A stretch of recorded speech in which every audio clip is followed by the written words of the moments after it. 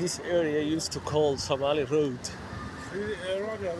Now it's changed to Sudani Ethiopian Road. No one in from Somalia in here anymore. The Somalis are left here. I don't know why they are.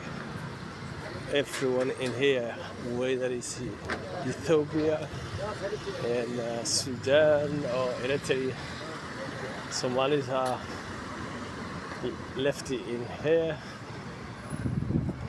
They are immigrating maybe somewhere else.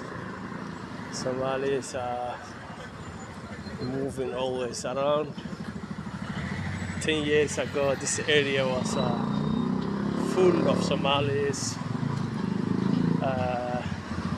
but now there are Ethiopian shops, Sudanese shops, Eritrean shops. No longer Somalis in here.